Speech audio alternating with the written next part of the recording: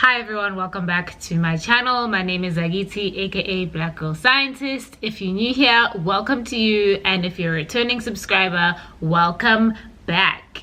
So today I'm going to be talking everything science careers. I'm going to be talking what you can do after you studied a BSc, the options you have, how your options change whether you study further or not, and also not studying further also doesn't mean that you also won't have a successful career in science. So if you haven't checked out my last video, please do so. I talked everything about choosing your science major, you know, the pros and cons on you know, the different kind of majors that you can choose. And today, since from that video, you know, it really sparked a lot of discussion about, okay, now I've done a BSc in geology, or now I've done a BSc in microbiology, so what exactly can I do with that BSc? Where can I work? So that's what I'm going to be covering in this video. So if you're interested in this video, keep watching. Today I'm going to be talking everything science careers. You have studied a BSc and now you want to know exactly what kind of career you can go into with either the major you studied or just the skills you've gained from just studying a BSc. Like I've said, if you haven't checked out my previous video, please go ahead and check it out. So I think it's really important to begin this video by saying, you know, if you're in South Africa and you're watching this, you know that the unemployment rate in our country is extremely high. There are many graduates that sit at home with a degree, with degrees, because of the unemployment rate and the scarcity really of jobs. Currently the unemployment rate in South Africa is at a staggering 32.5%.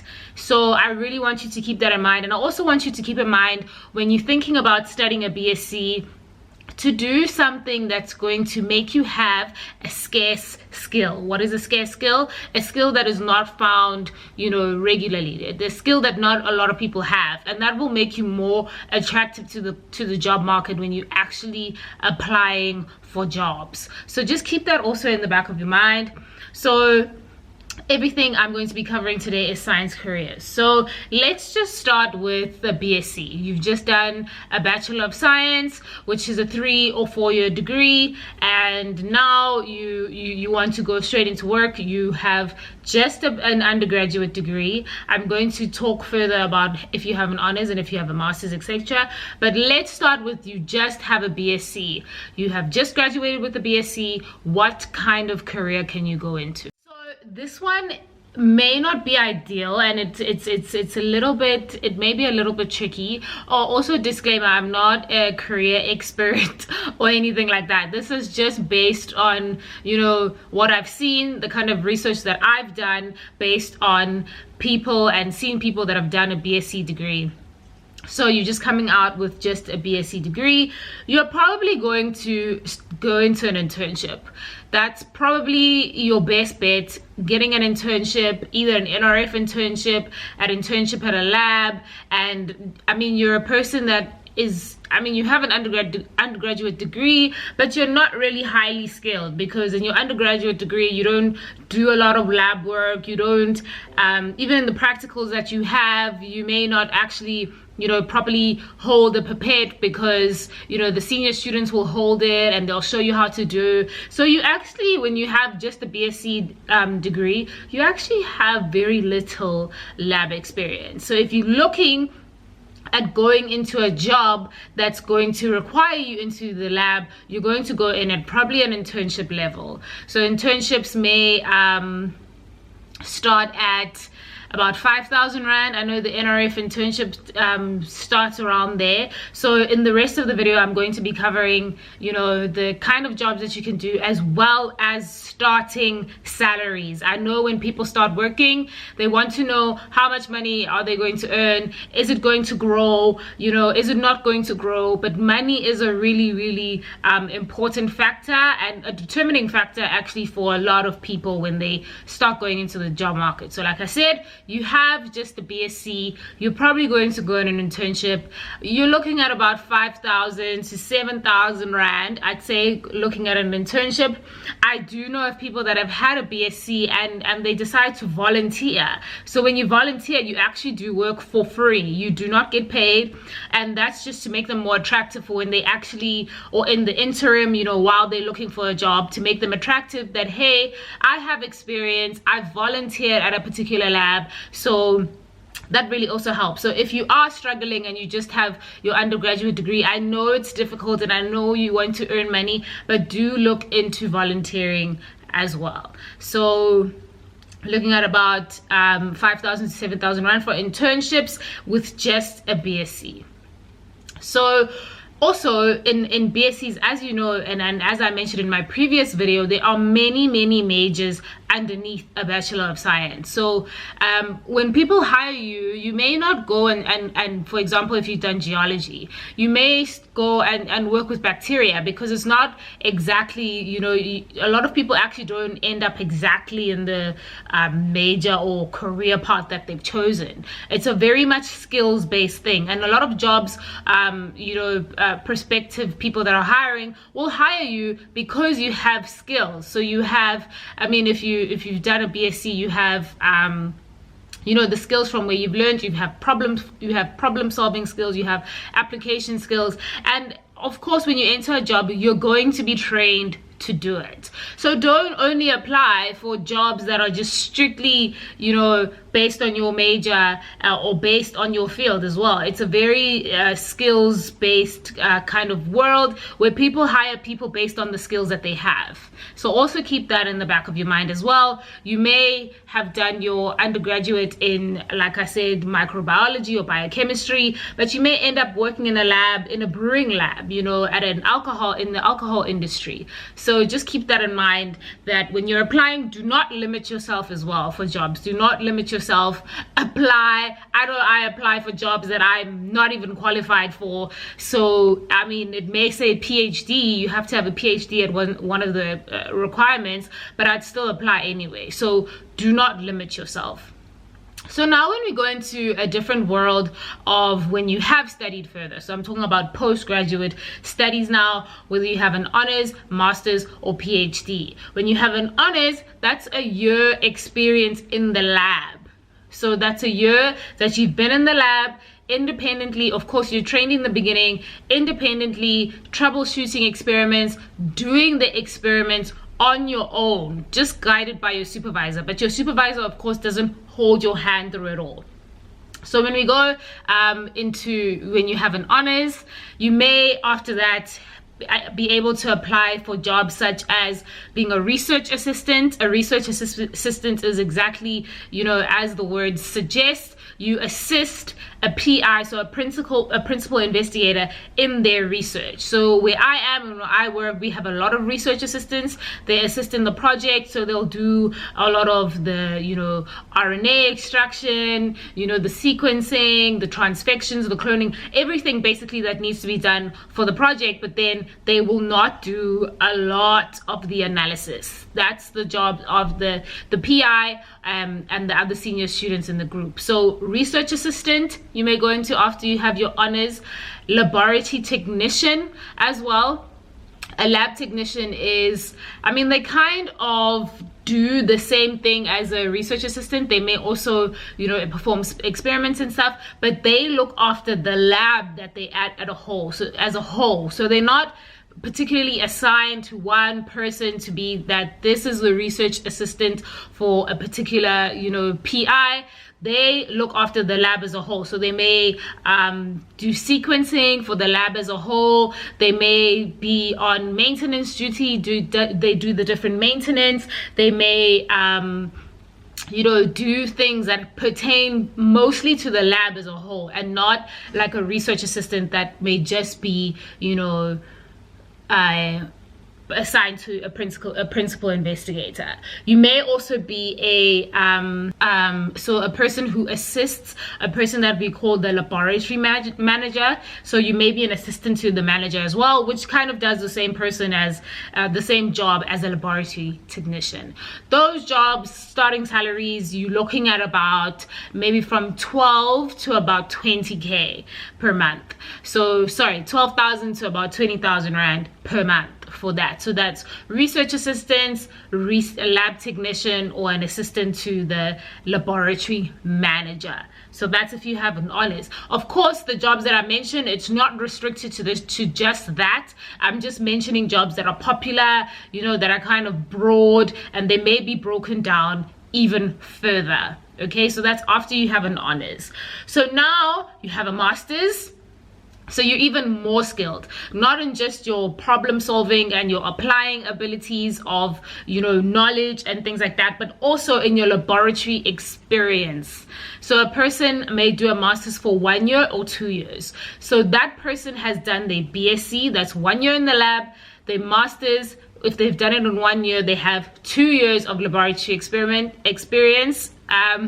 If they've done their master's in 2 years, they have 3 years of laboratory experience. So people who have a master's, a science master's, can go into also a wide variation or wide array of jobs. Also notice how as I'm going up, as in you've studied more, there also your options are you have more options. Your options are greater, your options are wider. So now we're talking about someone who has a master's. Master's holder, you can be a lecturer, so a junior lecturer at a tertiary institution. You can be a lecturer, you can be a person that I just spoke about in the P that assists, you can be the laboratory manager. So I spoke about if you have an honors, you can be an assistant to the laboratory manager. With a master's, you can be a laboratory manager. Okay, so you have lecturer, laboratory manager, and of course now you have a master, so it includes the other jobs that I've counted going down. So that's why I'm saying that you have more options the more you study.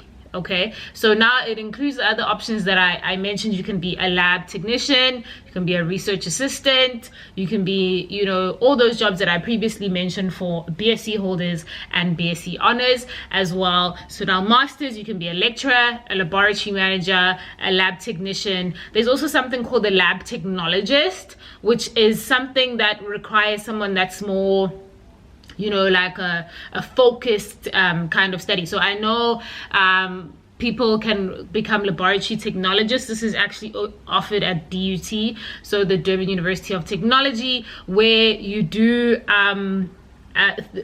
things, routine work pertaining to the lab as well, but different from a laboratory technician. Okay, so these jobs that I mentioned in your you know, just having a BSc and then having an honors, these are jobs which are very routine. Okay, so that's something that you're going to do every day. I mean, every day you're going to do waste, for example. Every day you're going to extract DNA. It's a very you know, routine. You're going to be stuck in a routine kind of job, you know, which has its pros and cons. I mean, some of its cons may be that, you know, you may get bored of that. You may, you know, want to challenge yourself differently.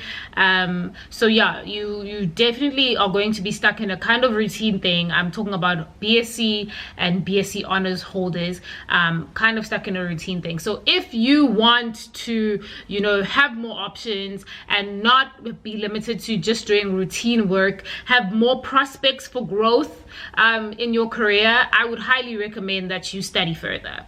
If you do not study further, it's also not a train smash. You in the jobs that you have, like I said, a lot of jobs train you before you actually begin doing that job, so that is going to give you experience as you go up the ranks, and you're also going to grow in that. I really don't want to say in this video that if you haven't studied further that it's a dead end for your science career, because it's not. However, you know, having studied further has its own advantages, some of which, you know, I've mentioned. So we were on the master's holders, the different kinds of jobs that they have.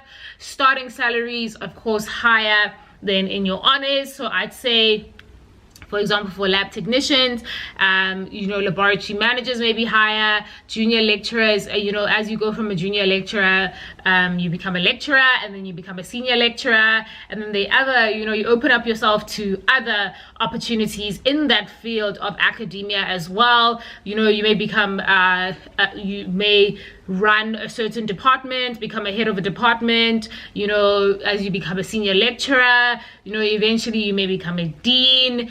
After becoming a dean, you may become a vice chancellor and a chancellor. So there is also growth in the academia space, which I know some people that are doing science as well, also myself included, I do not want to get roped into the academia space. It's just something that, you know, it's not where my passion lies. I mean, I don't mind it. I have dabbled in lecturing, you know, in my career thus far, but it's not a place where I want to settle for my own personal reasons. However, like I said, there are definitely opportunities in the academia space.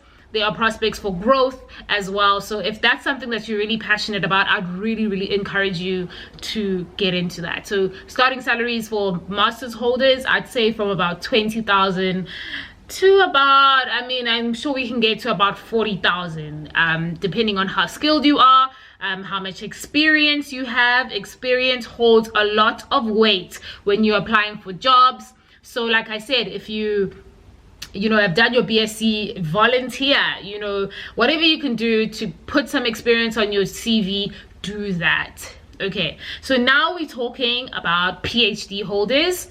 I'm not going to go beyond that because it's then we go to postdocs, and those people kind of really want to go into academia and the academia space where they will supervise students. Again, they'll become research scientists, they'll become members of faculty, they will become lecturers, you know, all in that space as a postdoctoral person after you've done your postdoc. Okay, so now we're coming back to PhD holders. The opportunities for PhD holders are almost, I mean, endless.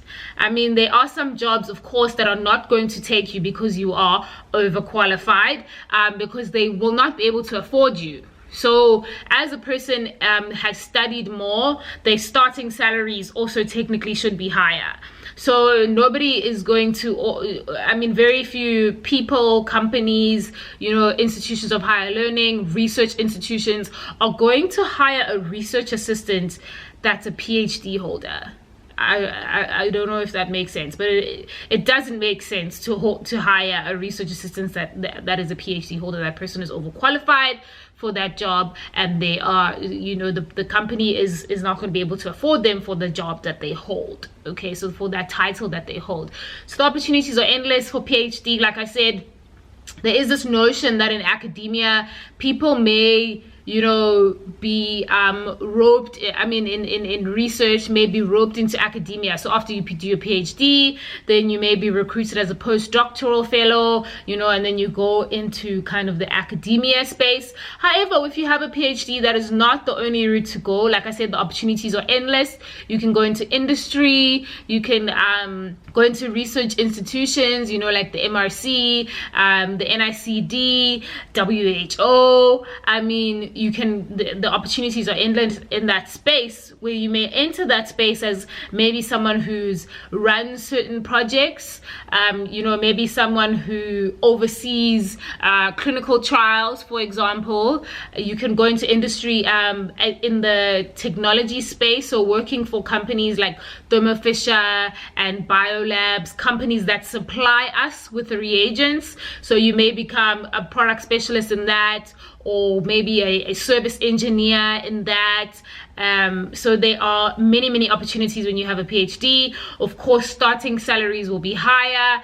I'd say from about, you know, 25 to 30,000, and then, I mean, I can't put a cap on that, because you can I mean, you know, you can earn like 60,000 rand a month and, you know, north of that. So I'm not going to put a cap on that. I'd say the starting salaries, if you're a PH holder, probably about 30,000 rand, can be north of that as well. So those are the kind of opportunities you have in a PhD, and of course including the others that I've mentioned as well. So as you can see, like I've said, as you study further, you have more opportunities. Okay, so that's what I really wanted to cover in this video, because of my previous video talking about, you know, different choosing your science major. So now you've chosen it, you've done the BSc, now what kind of careers can you go into, as well as the starting salaries for those careers as well. So if you have any questions, please do not hesitate to type it down in the comment section below. Let's keep this conversation going. If you are someone who is maybe a recruiter or experienced in this kind of thing, please also drop some pearls of wisdom for all of us below as well. So that brings me to the end of my video.